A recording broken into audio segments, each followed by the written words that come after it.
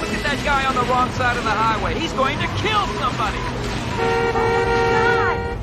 Hey! Hey! What's going on? Joker wants to race. All right, come on. Let's go. Let's go. Put your window down! He wants something. He's probably drunk. You're going the wrong way! What? You're going the wrong way! We're going. Yeah, how did he know? Thank you. Thank you. You're going in the wrong direction! You're going to kill somebody!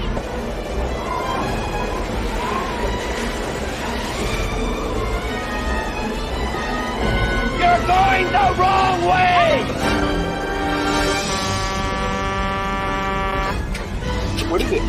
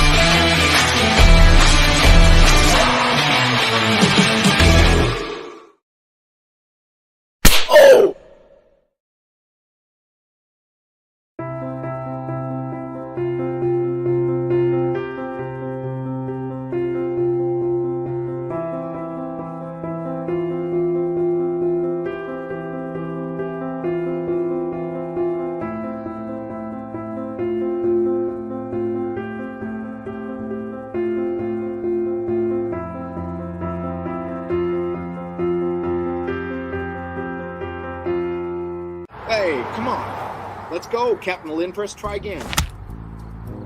Hey, everybody, is there a window open? I feel a draft. Wanted a kiss and call your mother. That was a good one. Hey, prehistoric forest.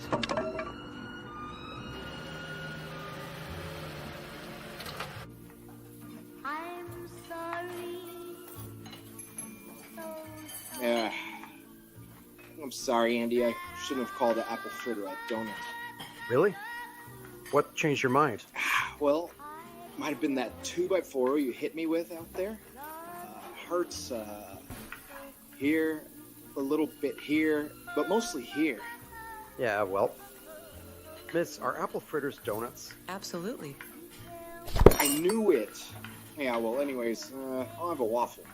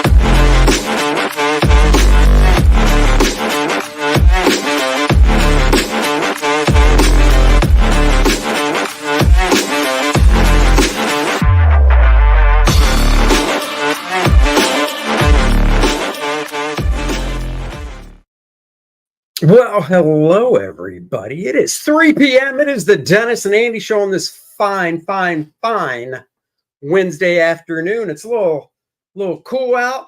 Summer's coming to an end. What are we at? Oh my God, it's only 78. Feels great outside. I'm sure this one thinks it's still way too hot.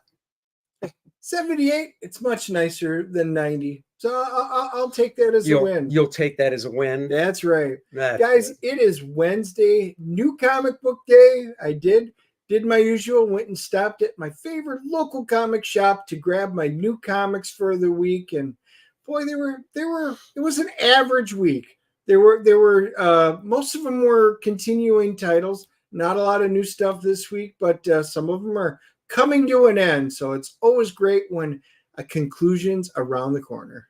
It was an average week, Dennis said. Something his wife Susie tells me about Dennis every day. It's just average. Hello, Kevin. Nice and early, I see. Dan Genovese, Leg Kick, Prater, Amish Ninja, JP Roca in the house, Joe Bernardo, Sleeping Psychopathy, Well Read, Prater, Stephen De La Vega. My God, look at all these people here. Bunch of people. What do we got here? This is a long one, so I'll read it because I'm too far away. Hello, Andy, Dennis, Art, and all. Hope everyone is well, despite the passings of great Ken, Peter Marshall, and Phil Donahue. 1 week more till Power Rangers Day. Wait, who's Great Ken? I don't know who that is. Do you know who that is? Peter Marshall doesn't ring a bell. And Phil Donahue's the one that I do know and heard of. So, yeah. Well Read says, wait, that's not the one.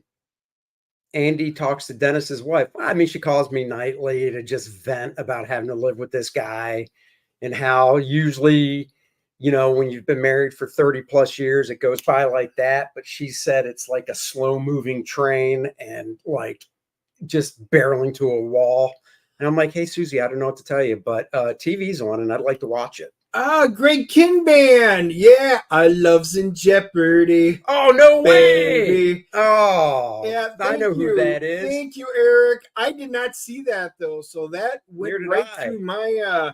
usually I'm pretty good at keeping up with that. So, hey, thank you for saying that. How old was he? Yeah, that was a good song, too. It was. Pretty close to a one-hit wonder, as far as I know. Yeah, that's true. Actually. But that was a good one. It was a cool video, too. The big tentacle coming out, ripping out the wood peeping and smashing it, stabbing it.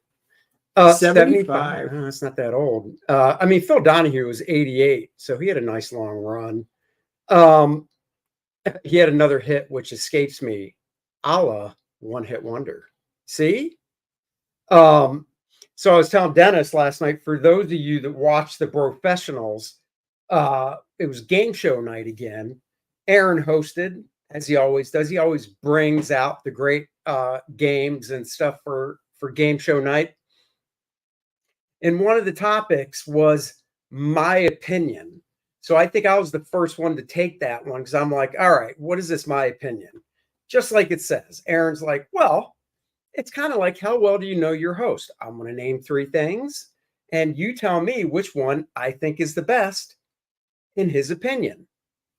So I'll give you one of the exact questions. Right now, I'm Aaron asking you this.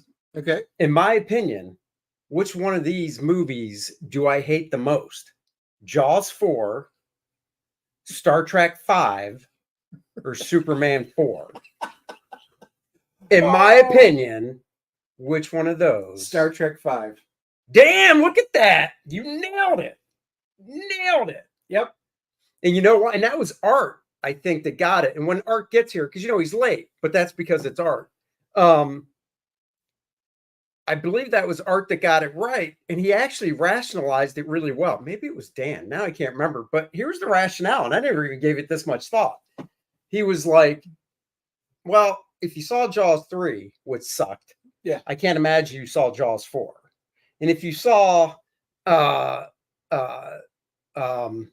was the other one?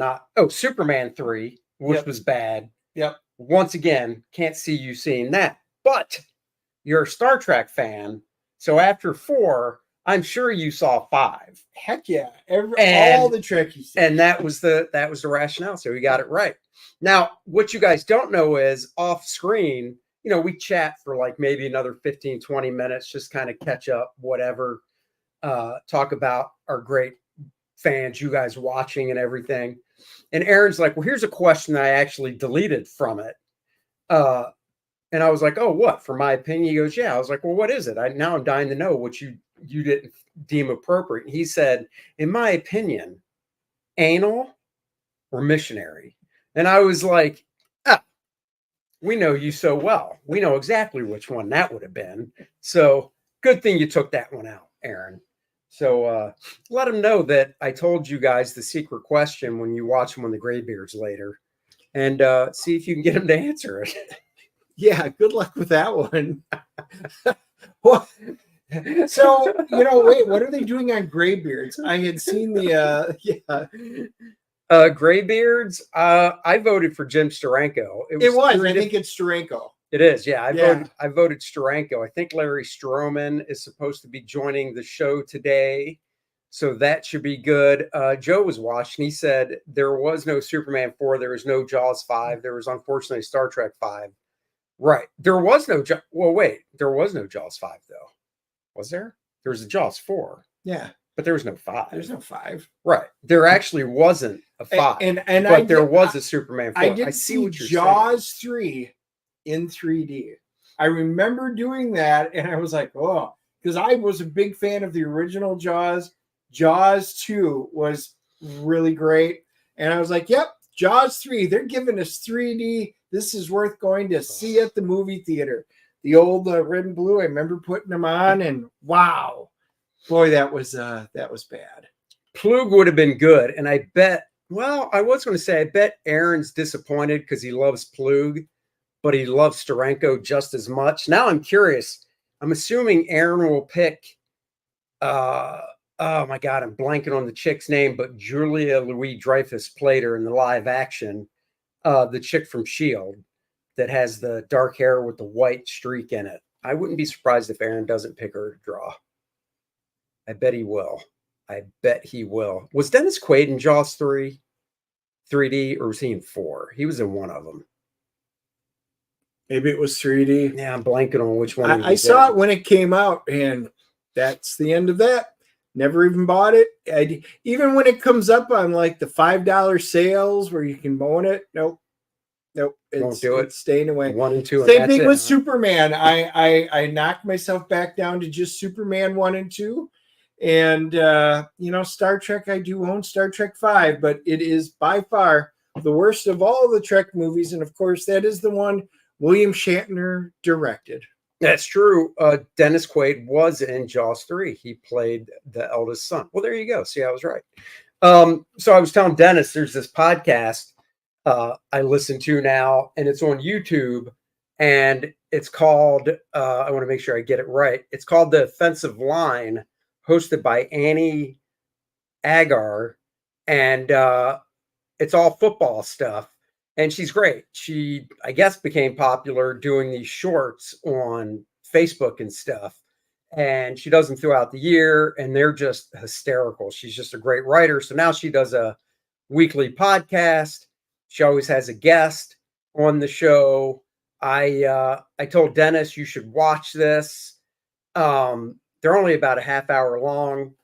And one reason to watch it is, when it's a chick hosting a podcast about the NFL and she's cute, I'm going to watch it. But Dennis has more incentive. She's a Packers fan. She's amazing. Now, I have not seen her new stuff, so Andy is sending me the link, and I will be giving that one a shot. And, hey, being a Packers fan, gotta love that. Love it. But, man, I watched some of her, I think they were reels and stuff on Facebook last year. My God, I had tears in my eyes on some of it. She's just funny. It's good writing. She knows her football stuff. So, yeah, this will be... she does. And she thinks Aaron Rodgers and the Jets are just going to be an absolute train wreck this year. Good. I can't wait to see it because I'm kind of thinking she might not be wrong on that one. And she's looking at the Bears having a good season with Caleb Williams. I'm not sold on Caleb. She's Vanessa. Yes, that's who I was thinking of. Thanks, Arter Boy. She thinks her and her host, or not host, but her her guests today both think, of course, the Packers will make the playoffs. Of course, she was a little sad that Aaron Rodgers has only made one Super Bowl. It was so long ago. As she put it in her own words, she still has the jersey, but it was so long ago, it looks like a hand-me-down from her dad's now.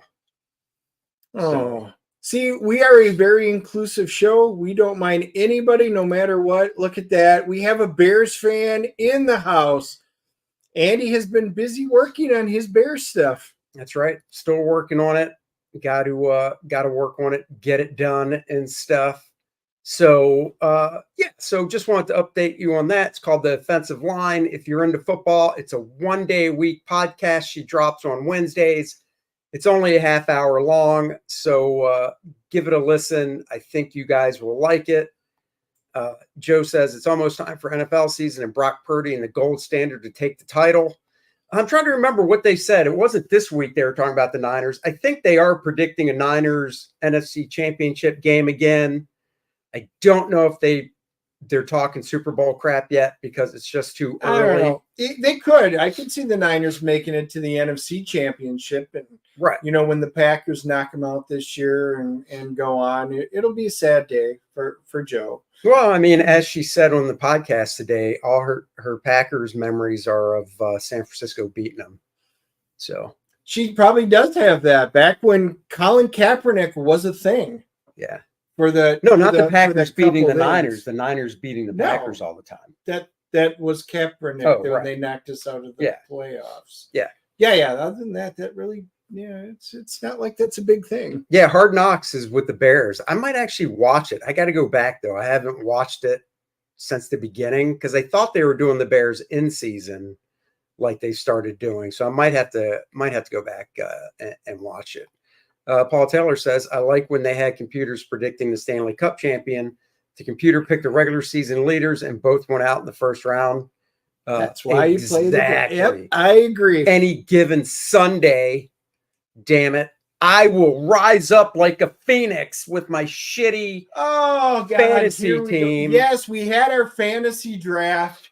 Andy's I will rise like a phoenix. Laughable. I got a D. You did. I thought it was good because I thought they graded on names. And since Dennis is supposedly such a great name, I was like, I got a good score. Little did I know.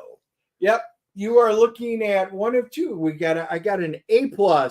I got like the dream team that I picked. Hopefully, here's the problem. Whenever I get really good teams, half of them get injured in the first couple of weeks, and I'm down to second stringers for the rest of the season. So I did. My sister-in-law, she got an A+. I got an A+. We were the only ones. Now, my wife, however, did get an F. She got the bottom of the barrel this year, but she had a very unique strategy. Not surprising with her fantasy pick strategy, why she did. Tell them. Her first three players, their names started with J.A. So she decided, that's a coincidence because, as you're picking, you list your team, you can see them on the side. She goes, I kind of like that. There's a reason. So she literally picked the bulk of her team, started with J.A., although a few of them were just J's. It was really funny. She got an F. However, I have seen people with Fs before go in and turn it around. I think this is our 13th? I don't think she's going Amish Ninja would know. I think it's 13th or 14th season in this league right now. So you never know what's going to happen, particularly in the playoffs. I don't think she's going to turn it around. Just saying. Wow. Just saying. But we do have a comic topic we can talk about. By the way, I did message Art. I sent him the link earlier. He gave me a thumbs up emoji. I thought, great, he's going to be on time. Obviously, he's not. I sent him a message before the stream saying, showtime, 2 minutes before the stream. Nothing.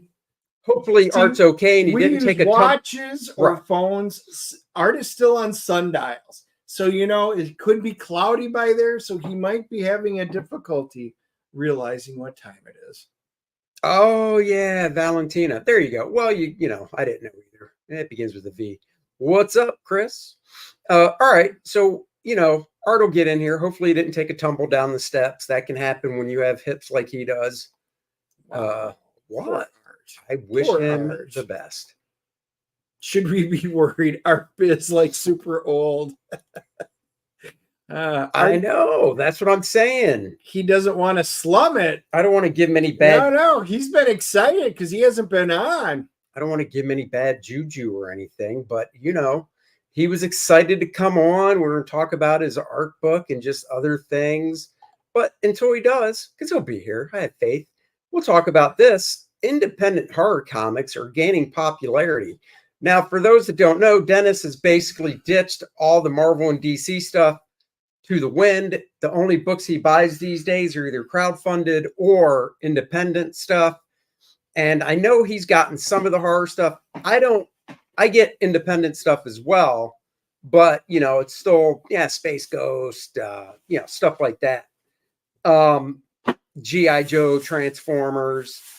I let Dennis really dive in on this type of stuff. And if he tells me it's good, I might delve into the trade paperback. So we'll talk about this article. Dennis is getting some books out for show and tell. Yeah, I got one that I'll talk about. Well, let's go to it. Yeah. Because one of them came out. So, this week, we were talking about a number of genres. Sci-fi is a pretty strong genre. Fantasy is really strong right now. But we are seeing a resurgence in horror comics right now. Actually, now, for those that thought Dennis said horror, he said horror comics. Yeah, horror. Yeah, right. Yeah. Horror comics. Horror comics are something totally different. I drew those for Penthouse. We're talking scary thriller horror. Yeah, and I got a couple of them. I say there were a couple of them that came out, but in this one, they're talking about the popularity and how it's starting to come back. Everything in entertainment and comics is no different. It's cyclical. Right. So, with this one, it hits like Image Comics' World Tree, which just finished off. They just finished that one off. I haven't even read the last issue yet, but I think I did the quick flip last week. Boom Studios did Something Is Killing the Children, have helped facilitate the trend. Skybound and Image Comics Universal Monsters miniseries and Oni Press's new EC Comics have also had an impact since entering the fray. And down below here, I'll just talk about within the sample horror comics, unit sales increased by 13% and dollar sales by 17%, performing even better than the comic books in general, which is really cool. So down here, it talks a little bit more. James Tinney and the Fourth's World Tree and Something Is Killing the Children, with both comics performing impressively in 2023 and 2024. The top 5 titles last year summer were the 4 issues of World Tree and 1 of Something Is Killing the Children.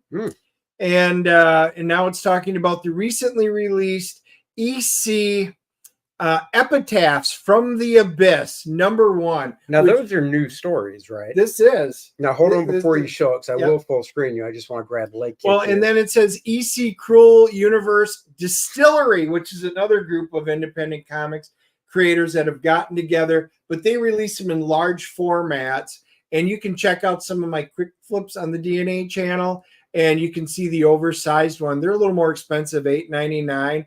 But but they're it's big. cool. They're big, and you get to see the art. I just love seeing art in that size. So Lake Kick asked, did I know on Audible there's an audio book on EC Comics? So I assume you mean it's about, the creation of EC Comics. Well, I did not know that. I will check it out. But the bigger question is, because I'm cheap as hell, is it free? Because that's what it comes down to.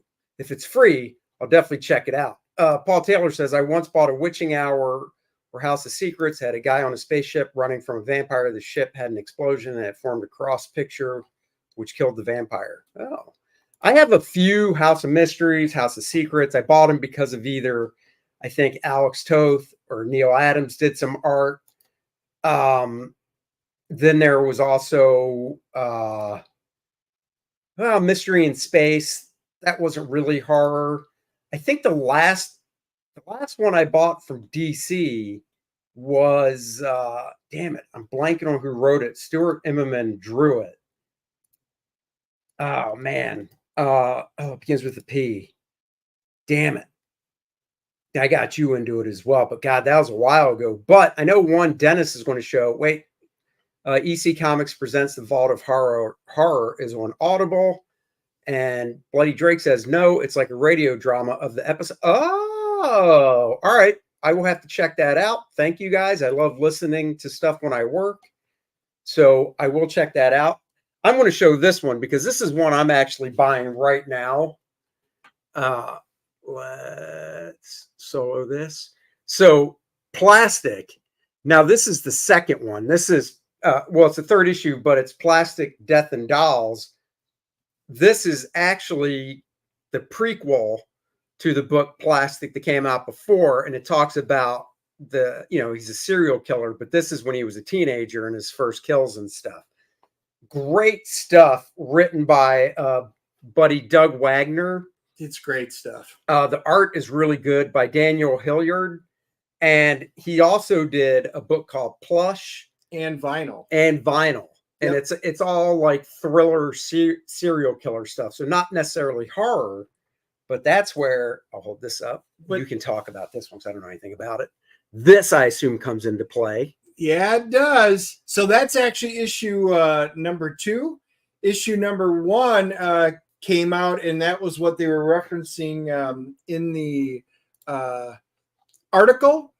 And Epitaphs from the Abyss. So they are going back to, they've gotten the rights now for the EC stuff, and which is really cool. The old horror books and stuff like that are just awesome. I really love the cover on that one. And along the EC lines here, I will show you guys something real quick. Right. I just popped the link in. The EC Comics say they're free for me, but I am a subscriber. Well, I'll check it out. Yeah, that was a good cover. Yeah, I think my credit is up today, so I'll be getting something new. Oh, that's cool. And real quick, hold on. 13 episodes. Some are 1 minute to 45 minutes. Oh, they're free. All right. I'll definitely check those out. Listen to them before I go to bed at night. Get all scared. Make my wife have to cuddle. Yeah, so I picked up some really cool EC. These came out in 1982. I'll actually go back here and let you guys see. There's a couple of them.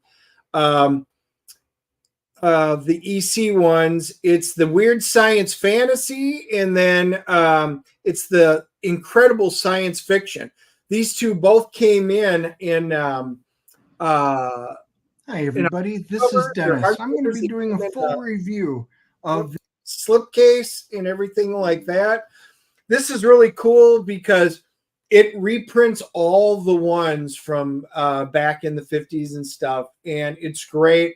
I wound up getting signatures from, a lot of the original creators are on the inside books.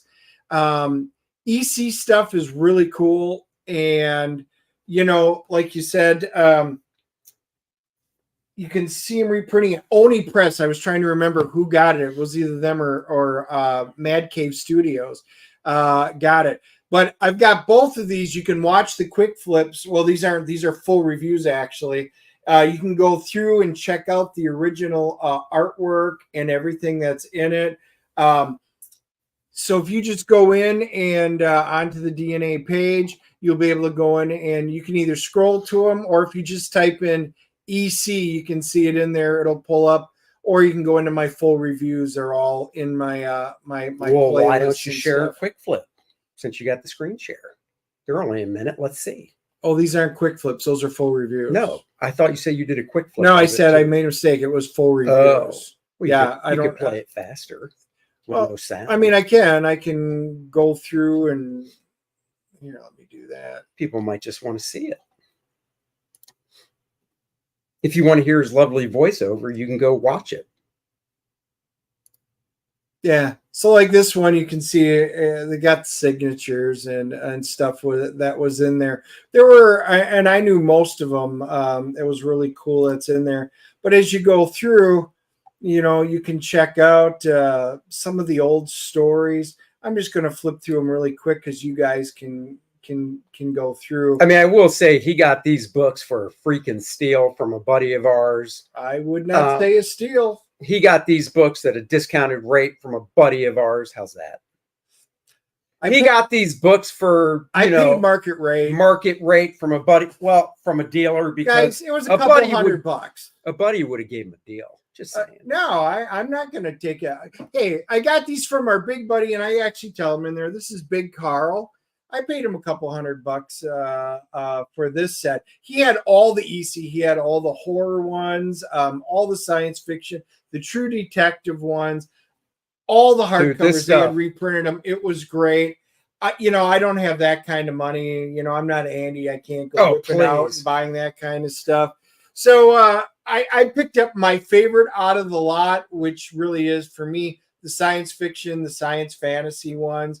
But I'm telling you, whatever genre you wanted in EC, he had in there. And this stuff is freaking great. Black and white. You got Wally Wood, just a host of great artists in these things. Maybe some Reed Crandall. These books are just gorgeous, and they're oversized. And for your information, when I whip it out, there's only two things that I get last for that I whip out: my wallet and my little Andy, and that's it. One doesn't have money, and the other one, well, you get the idea. So, these books are great. I was a little jealous, and then he told me what he paid for them. And I remember back then thinking, oh, yeah, I'm not that jealous. But think about what, I paid a couple $100 for it, but you know what? Look at what the original copies, even lower grade ones, they go for quite a lot. And now for me, this is great. But EC, the reason I bring that up is because EC is becoming very popular again. Yep. And with Oni Press getting the rights to it, so they're creating their new EC line of comics. See, I wonder if they're really cool stuff. I wonder if they have the rights. Does that mean they should do reprints of this stuff again? Or maybe facsimile editions of some of the real popular issues. But that we do not know, and I did try to look it up. So if you guys know anything more about it, they have the rights to use the logo and to create new ones with their old type of titles and stuff. And I see they're coming next month. Nothing Can Prepare You, an entertaining comic, and it's Cruel Universe. And so they're advertising. EC is all over in here. Now, I do not know if they have the rights just to make new stories using it, or if they have any rights to their old stuff. But that is a good question. Who owns EC now? I mean, you would think it'd be somebody in the Gaines family, but I don't even know who, I know nothing about Will Gaines' family, the guy that started it, to know if there was any. Oni Press, right. That's what we're talking about. They're publishing it now. Right. But we don't know if they obviously just have a licensing agreement with whoever does have the rights to the EC. Yeah, this brings up an interesting, question. Do they have the rights to their older stuff or just creation of the new stuff? If they can reprint older stuff, I think every company has key issues. Even Atlas Comics, there's key issues. Now, that doesn't mean they're worth reprinting, but EC Comics for sure, taking some of the main key issues and doing facsimile editions of those, I'd be all over that. Big time. Or if they did these, like Dennis is flipping through here, as a trade paperback or something, just smaller size, or an omnibus or something. I think they did trades at one time, softcover trades.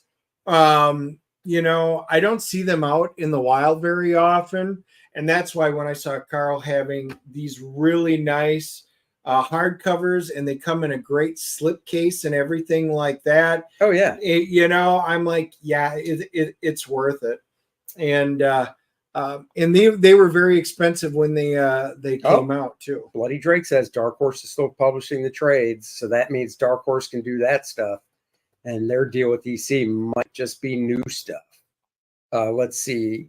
They're just coming out. Volume 4 is the current of the horror through. Okay, there you go. I should really look at those and pick some of those up. It's tough. I don't know what you guys think about reading this stuff, but horror to me, for like, I flipped through the EC one Dennis has here. And yes, it's horror, but I just think it's harder to do. Yeah, I don't know. I was going to say, it's, for me, good horror has to be a movie. I haven't really read many horror comics that I'm like, oh, that just scared me to death. Oh my God. Even that one, Plunge, that was it. See, ADHD, guys. Be so glad you don't have it. Plunge, that was the DC one. Do you remember it now? Yes. The Plunge, Stuart Immonen. I don't know who wrote it.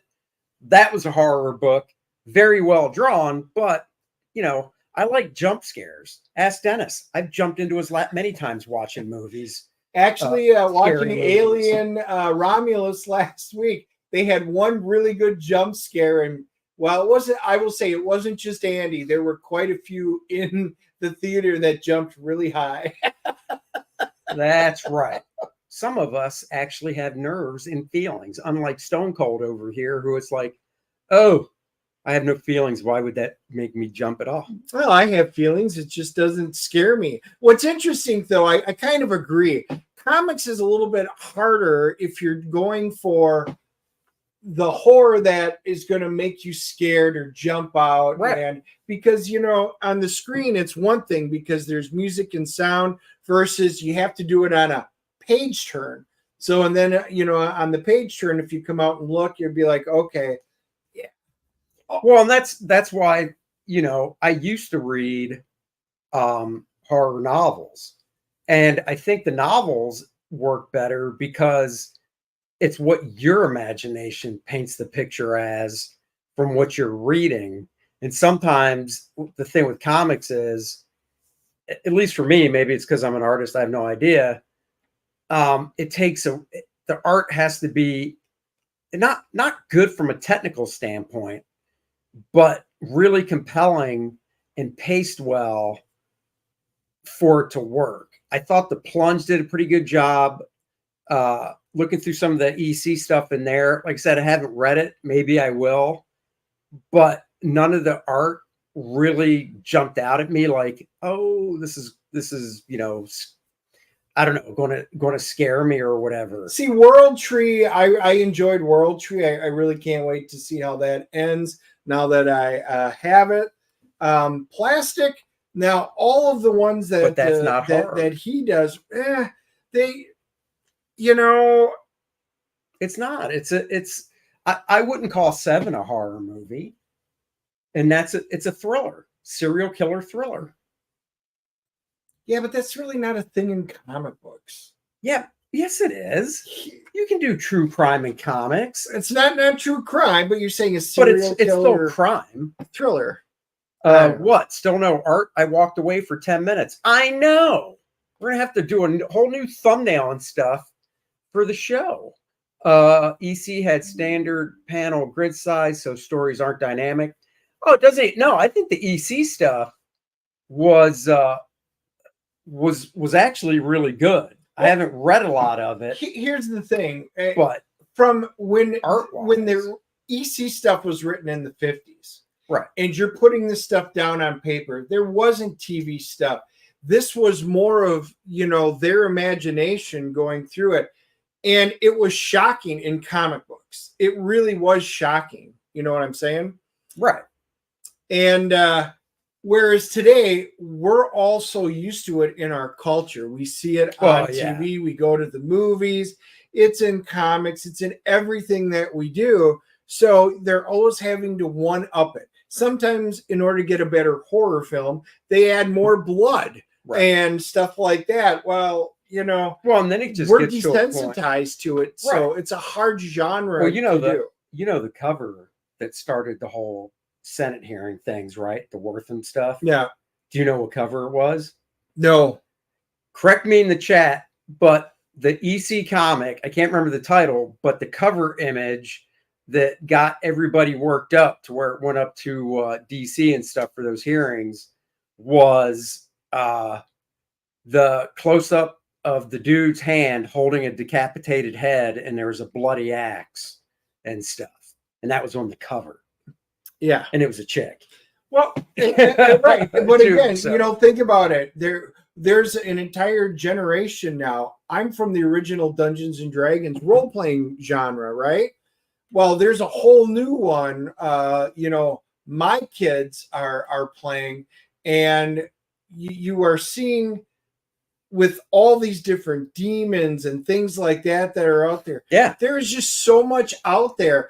It's just hard to write horror in comic book form, but like everything, people are starting to come back because it's something different that they weren't doing. Well, take it to the movie thing we were talking about, right? We're so desensitized. You and I both watched each of the Terrifier movies, right? Yes. The Clown. Yes. I got to be honest. And they weren't in theaters, so we didn't watch them together. He watched it his, I watched it, and we talked about it. I didn't jump. I wasn't scared because to me, and I'm sure some people would watch it and be like, oh my God, that is a horror movie, but it was just more of a over the top gore fest. Yep. I'll be honest. I thought Blair Witch was a scarier horror film than either of the Terrifiers was. And then what came out after Blair Witch? And I don't know if you've seen I'm sure you have. Remember the first Paranormal? Oh, I own movies? them all. Oh yeah, my daughter loves those. Yeah, but those went downhill.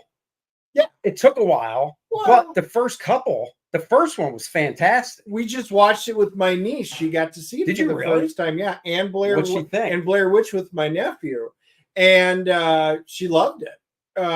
It was cool stuff. But look at Saw, the Saw movies. First one, it was shocking. It was different. Oh, yeah. Let's play a game. Wow. And each of them had their ups or downs, but the first one was very shocking. And then you had The Purge. Remember The Purge? Again, the first one, it's got a unique concept. But see, that I have a hard time, and I'm sure that was classified as a horror movie, wasn't it? Yeah. See, I just have a hard time classifying The Purge as a horror movie because to me, it was just more of a thriller, because you knew, like, to me, a horror movie still leaves you questioning stuff, like Friday the 13th.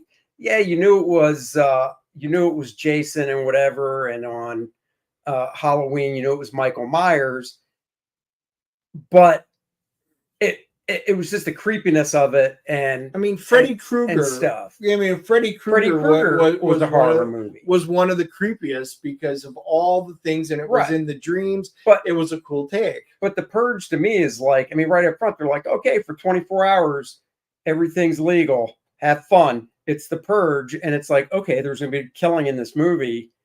I just didn't look at that and even watch it with that lens of this is a horror movie. But then today you've got one like Terra and some of these new ones that they came out, the Ouija board one. And right. But I say I won't even watch the Ouija board. It's the genre. You have to really outdo yourself to make a splash for that kind of a genre versus say science fiction.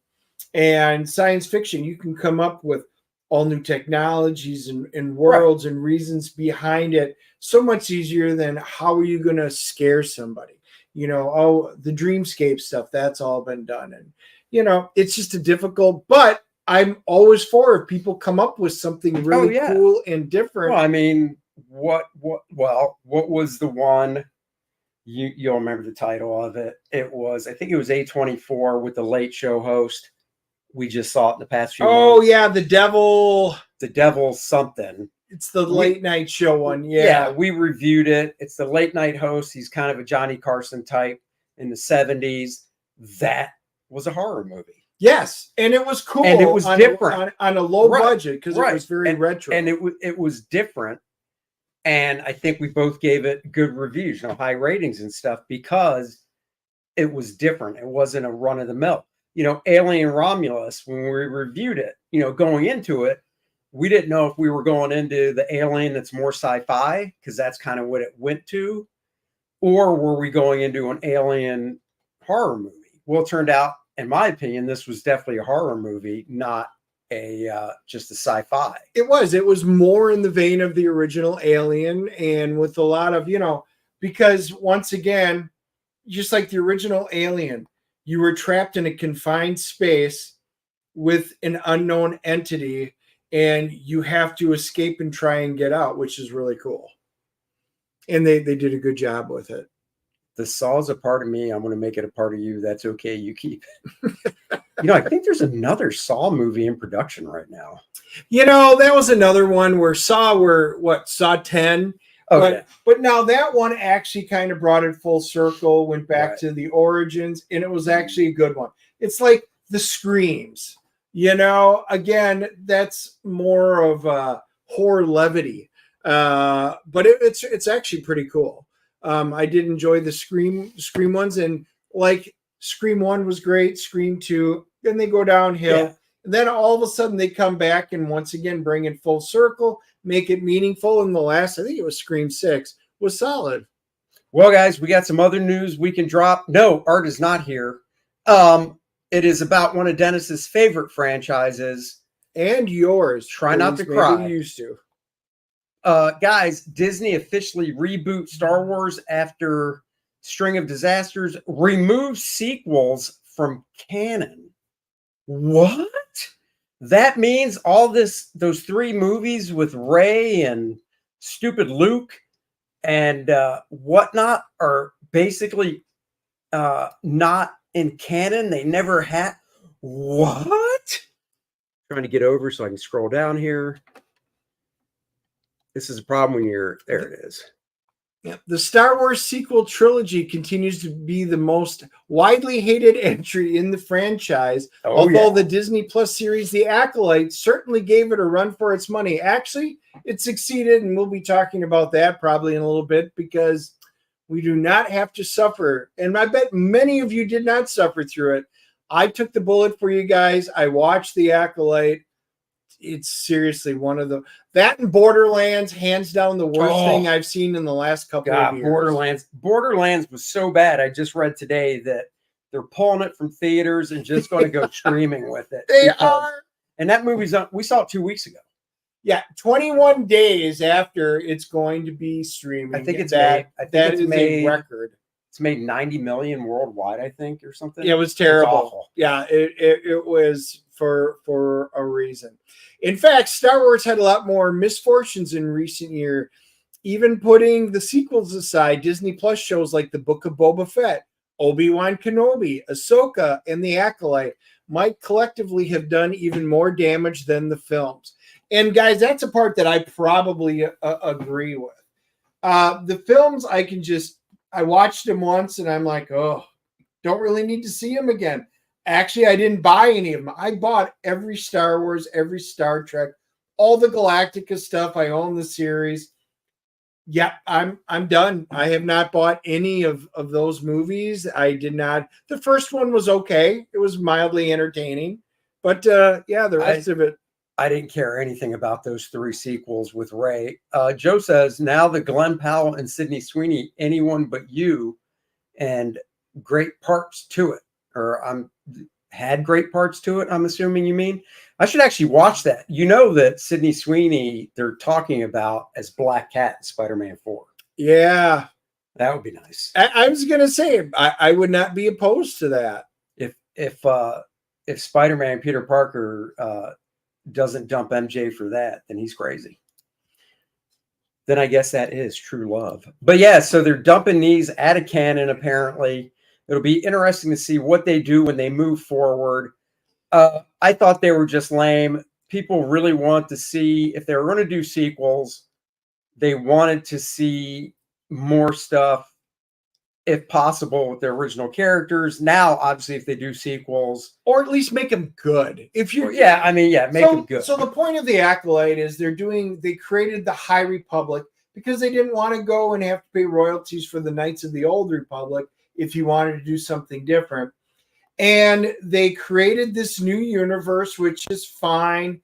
But then, they had to do some really dumb stuff to it, trying to tease people, and they had agendas, and it was even with all of that, if it would have been written well and made sense, okay, but it wasn't. It was absolutely terrible.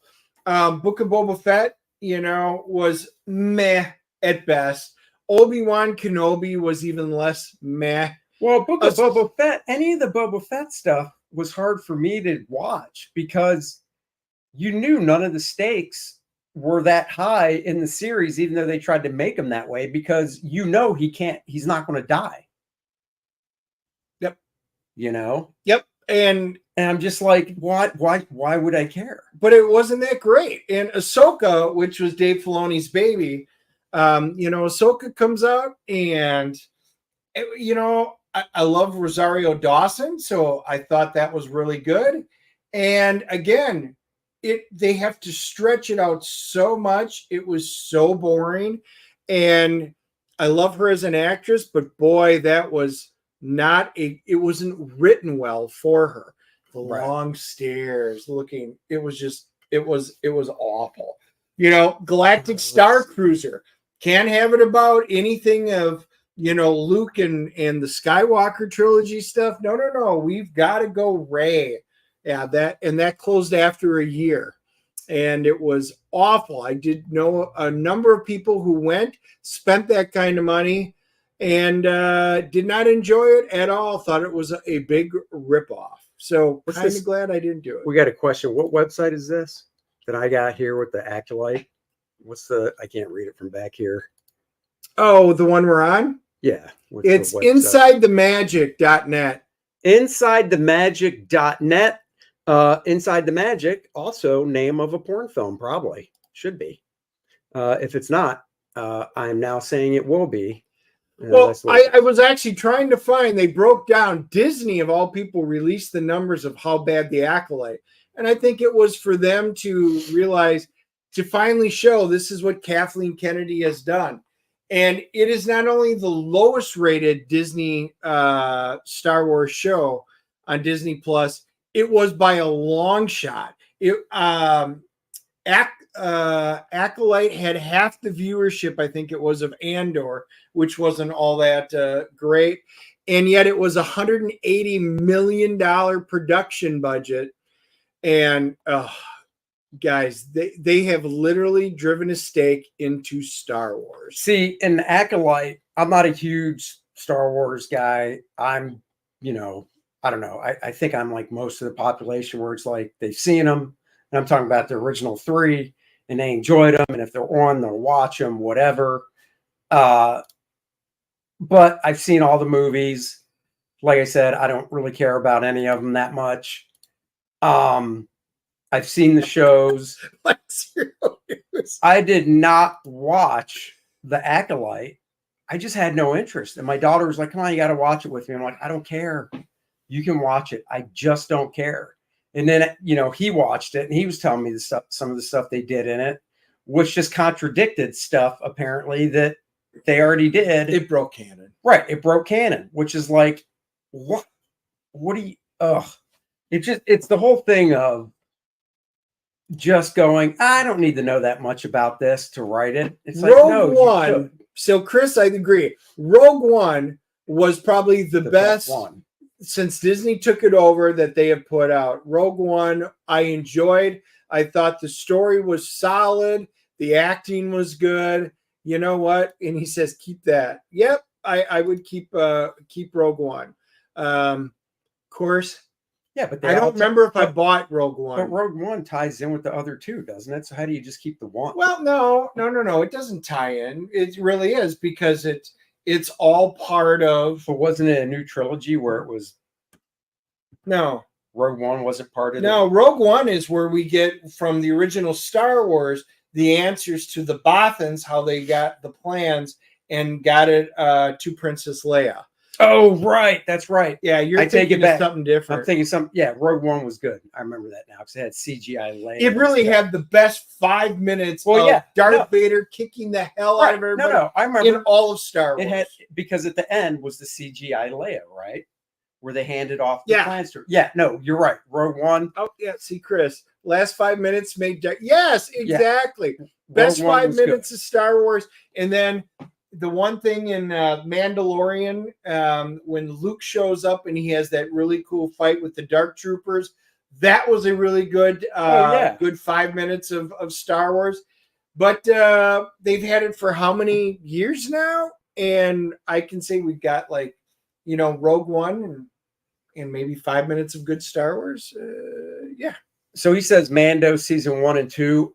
I like Mandalorian, but Dennis told me that in season 3, what's his face there? Reed Richards, who's the actor that plays him? Mando.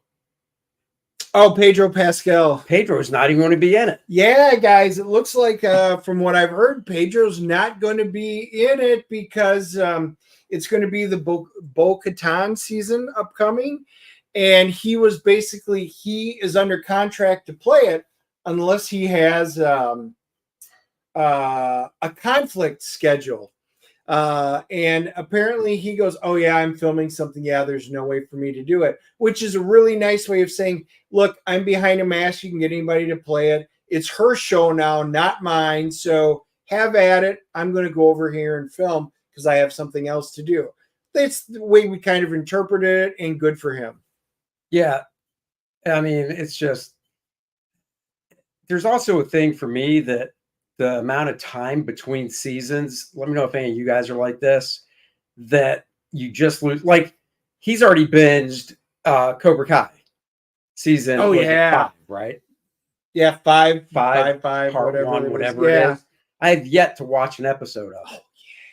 Now, I enjoyed it. Loved Cobra Kai. He's saying it's good. I probably will. I'm just not because it took so long.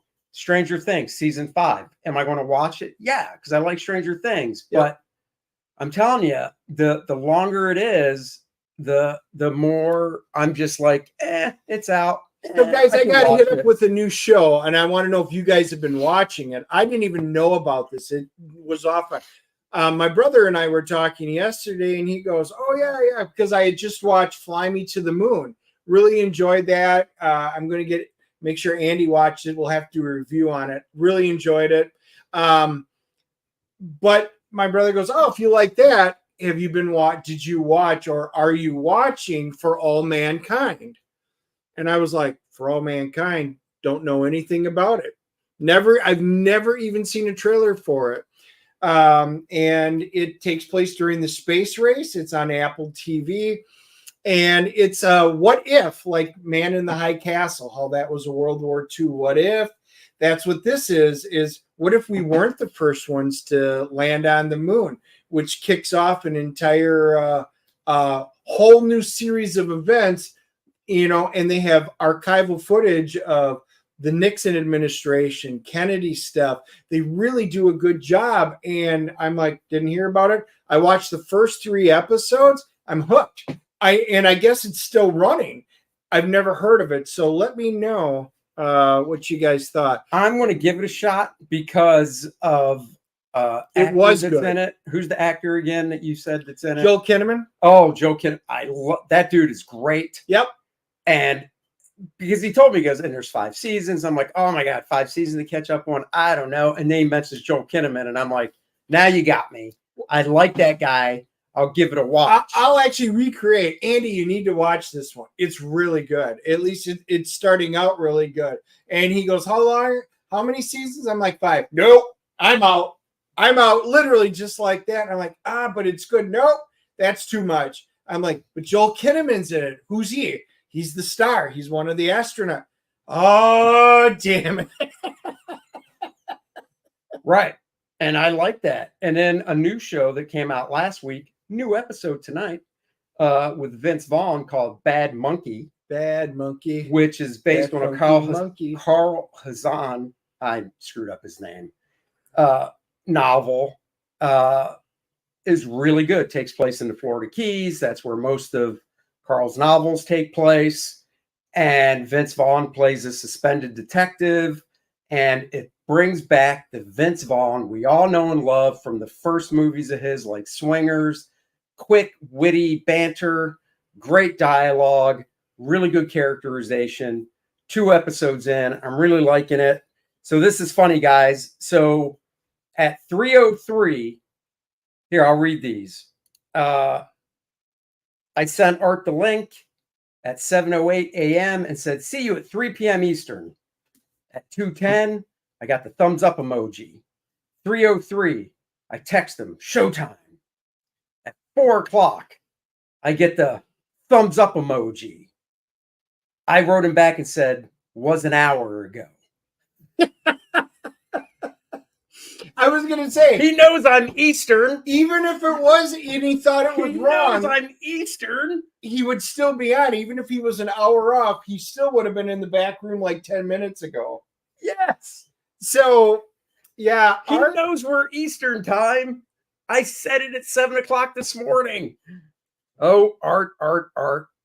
So I guess we have no Art. So all of you that were tuning in to talk to Art and see him, apparently that'll have to be another week because he fell asleep behind the wheel. I'm going to paddle him when I see him in person, and I'm not kidding. I'm going to grab a paddle. I'm going to make him go get a switch from his own yard, just like my dad made me. Next time, you have to give him PST. Well, no, he's not in the West Coast. That wouldn't work. If I did that, he'd still be off. So, 3-hour window. No, I think he's Texas. I think he's an hour behind. Telling you, it's that sundial watch that he uses. I know. Oh, I think I got an hour. It was cloudy out today, so he never even, he couldn't tell what time it was. But you know what time it is, guys? It's Kor-Drath, Christmas Miracle. That's right. It's a children's book, 24 great pages of story, and 28-page book in full. Look at that. $1,599, 36 backers. Guys, 4 of you guys right now, if you're a fan of my art, if you're a fan of Dennis's writing, if you're a Kor-Drath fan, you need this book. Yes, it's a children's book. What does that mean? It means I'm drawing it in a simpler style, but a fun style, as you can see by the cover and some of the interior pages right here. And it's just a nice little quaint story, holiday story for this Christmas. Kor-Drath has to go out and find the perfect gift for Adriana and get it to her by Christmas Day. Can he do it? Well, pick up the book, read the adventure, and find out if he does and what he gets her. There's also a 38-page activity book, the whole story printed in black and white so you can read it. All the text is there. And color it with more pages of activities like connect the dots, crossword puzzles, word searches, and more. And of course, there's an adult version for all you guys that like the Kor-Drath stuff where he kills things with his weapons and there's blood. On the left, you can see him talking to the nice friendly bear. That's the kids' version. On the right, he dispatches the bear in his own Kor-Drath way.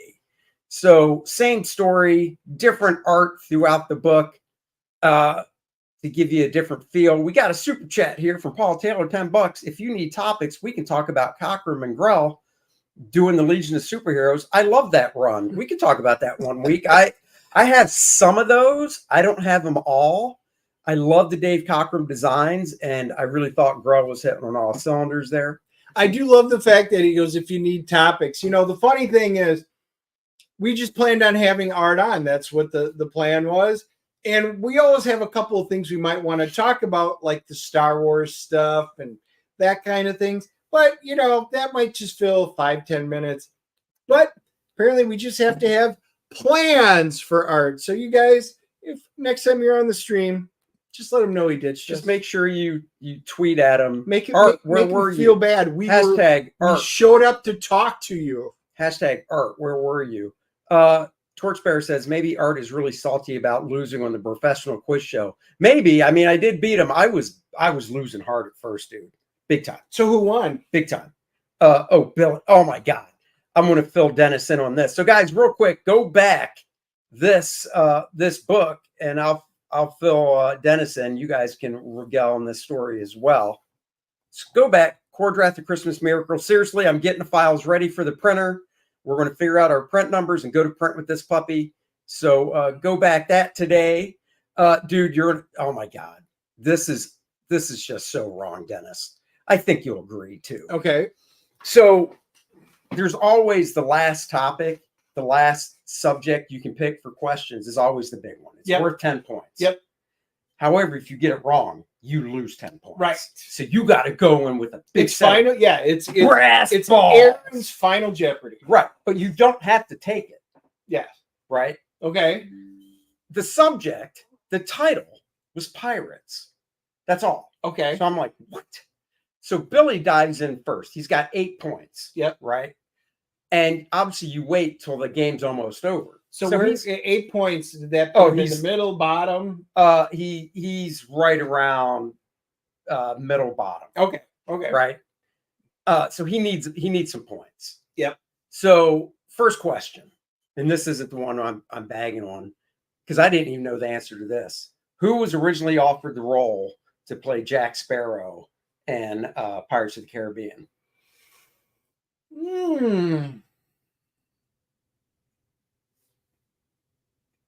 You know, I watched a whole thing on it. Tom Cruise. Nope, Jim Carrey. Oh, wow. Wouldn't have got that. Don't remember that even being part of it. Yep. Jim Carrey was originally supposed to do it. So Art writes back and go, it's 3 here. Oh, you mean 3 Eastern? Yeah, dude, that's what I posted originally. So that was that, right? So now he's down -2 points. So you're like, all right, Billy, you lost. And it always comes down to Billy and Graham. One of those guys is going to win the damn thing, right? Yep. So I'm doing well. I got like, I think I finished out with like 17 or 18 points. Okay. So I'm doing really well. But there's no way I'm going with a pirate question. I don't know any of that shit. Yeah. Right. So Billy does ask a question, another question from it, and he gets 8 points. Okay. Okay. So now he's got 8. He gets 10, but he was -2. So he's back to 8. Okay. He's positive. Right. So now he asks another question. He goes for pirates again. Oh. Right. And the question is, who were the most famous female pirates? There's 2 of them. You get 10 points for each one. Right. And I'm like, what? Dude, he doesn't skip a beat. He's like, blah, blah, blah, and blah, blah, blah. Boom, 28 points. Long story short, he won the fucking game. Well, you saved me having to go back and watch the professionals on replay. Yeah, exactly. Exactly. So Billy won the game. Graham came in. Graham, I would have been second. Oh, no. Graham has to dive in. I had like 18. Graham had, I think, 16. And he got a pirate one? He goes for pirates. What was, shit, I don't even remember the pirate. I'm just going to say Blackbeard. What was Blackbeard's real name? And Aaron gives multiple choice. Oh, and he got it right. Choice. And he got it right. Okay. Yeah. So it was 28 Billy, 26 Graham. I think I was third. And then I don't remember. I think Art and then Fraga. So look at Paul. Oh, you must have watched it, or you're really good at Yes, pirates. that was Edward the name. Teach. That was the name, Edward Teach. And the funny thing is, one of them, the last name was one of the options, because he gave 3 options. One of the options was it was the name of a liquor.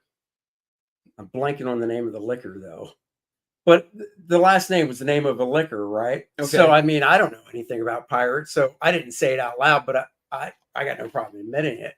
I thought, well, maybe it's that guy, because maybe the liquor's named after Blackbeard's real name, but no, it was not. Oh, so yeah. Oh, yeah. Sad. So good. So what I'm hearing is good on Billy for being a pirate savant and knowing everything there is to know about pirates. Arr. That's right. But you know what else you need to know about? It's Kor-Drath the Awakening. Dennis, give him a rundown about Kor-Drath the Awakening. Kor-Drath the Awakening. Guys, this is the sequel, if you're new, many of you aren't, to Kor-Drath the Reckoning. So we're following it up. You got introduced to the big bad Vordoom, and now Kor-Drath and Adriana realize they're part of a bigger problem, a bigger scheme, peeling back the layers of this oniony story. And they must go out there and try and figure out where the next stone is and able to put it in the axe, because they've got undead coming. What's going to happen? That's right. Kor-Drath's tribe, as you know, if you read The Reckoning, spoiler alert, was wiped out in the first book. He's the last remaining survivor of the Red Lions tribe. Now, with the help of Adriana and her tribe, can he and her tribe, the Black Eagles, fend off the evils of Vordoom the Undying, his legion of the undead, helmed by the Necronite and Lilneth? Guys, there's only one way to find out, and that's in Kor-Drath the Awakening. We got lots of great stuff here. New t-shirt. Of course, I'm wearing the old school Kor-Drath shirt. Dennis is wearing Lilneth by Bud Root. Adriana by Bud Root, the variant cover. New t-shirt, go get that. Graphic novel. We got all the covers coming at you like the last campaign. My cover, color by Dan Lawless. We got the preview pages up so you can get a sense of what's going on. We've got the homage cover, homaging, of course, Conan #2, because the first homage cover was Conan #1. The Adriana Bud Root cover, for your pleasure. Go check that out. The black and white line art cover, a black and white edition of the book that you can get and read. Thank you so much, Paul. Really, really appreciate that. And all you guys that have backed it and read the first one and are in on this one. A new game module. What's that all about, Dennis? Well, guys, good timing, because I've been for the last couple of days hard at working out a new mechanic in the game for something cool. Demise and Dracomort. So one of the villages, it's going to be out in the woods, and yes, you'll see it on the map.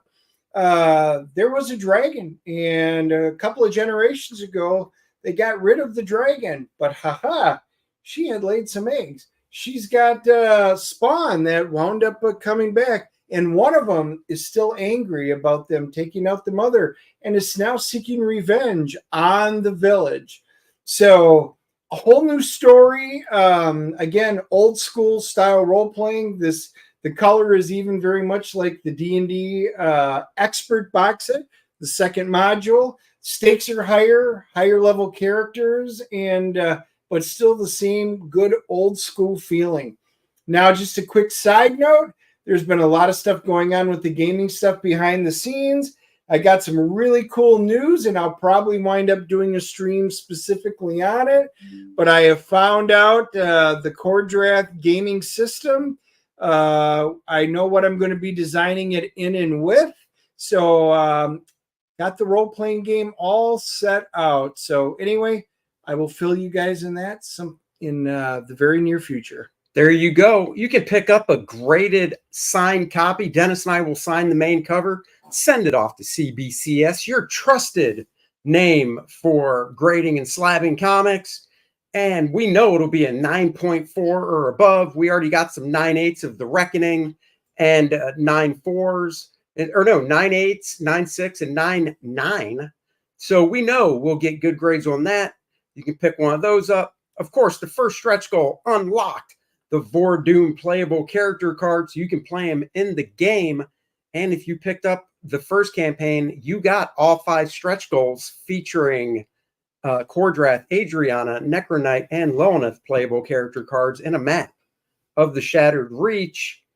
The next stretch goal will be a print of Dan Lawless's colors over the magnificent Bart Sears line art for the game module cover. That is the next stretch goal, 60,000. A few great add-ons like Kor-Drath the Awakening, the layouts. Every page I draw, I'm scanning before I ink it so you can see my layouts. Just a nice behind the scenes. I like to do that with every campaign. So there you go. Manga edition of The Reckoning. Black and white manga size, a color digest version. Both of these are edited E for everyone. Make them kid friendly. If you got The Reckoning, you know what we're talking about. That is definitely a mature book. And then we've got the minifigure of Kor-Drath, 2-inch, 3-inch, 5-inch sizes to choose from. You can pick one of those up. And we are doing, that's right. And we're doing a collector box. You can order the box separately as an add-on, or if you go down to the tiers at the bottom, because they do low to high, you can get the, where is it? Oh, that's the big box. There it is, the Awakening box, which has all the variant covers, the game module, the Adriana trading card, and of course the collector box shipped in another box, so that collector box does not get messed up. And for people that might have missed the first campaign and want it all, we have a tier for that too. Every book that came with the first campaign, the game module, the Lilith trading card, all the stretch goals from that first campaign, and everything from this campaign in one box. Get it all and check it out. I just heard from Art. He thought we were the same time zone. We're not. I am going to have Art on next week show. He might even be considered a co-host because Dennis will not be here. He will be away on his 15th vacation of the year. Yeah, I will not be here next week. So yeah, give you guys do join Andy next week to give Art crap for completely spacing out, even though it said 3 p.m. Eastern. You'll see his thumbnail again. I might tweak it a little bit, but we will have to make a new one for this show. So there you go. It is good work if he can get it, right? I tell you, sometimes I call his wife Susie, and sometimes I call her Dennis's sugar mama. So, you know. Hey, that's what allows me the time and energy to put together great gaming stuff for Kor-Drath and write more awesome Kor-Drath stories. Like the Christmas Miracle. Go back both campaigns. Link is in the description below. Thank you for watching. We will catch you guys Friday with a movie review. We are seeing Blink Twice. Blink Twice. Channing Tatum thriller. Yeah, we will see how this one turns out. I'm getting he's the Epstein kind of vibe on this island. Oh. We will find out if this is any good or not. We've been up and down. We've either gotten really good movies or we've gotten Borderlands. So I'll be curious to see which one we get tomorrow night. All right, guys. Bye-bye. Thanks for watching. Like, subscribe, Live and long share. and prosper, everybody. Woo! An ancient evil awakened to slaughter his family.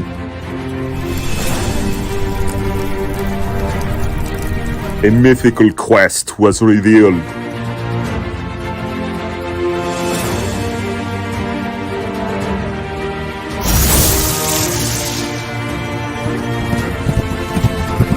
Treacherous perils await.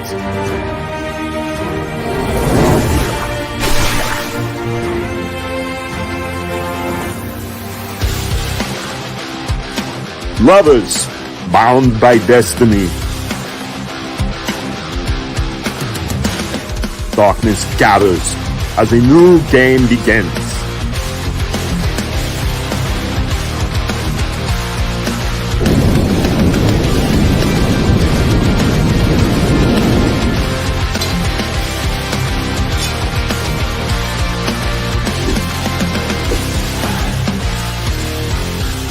One man's rage will shape worlds.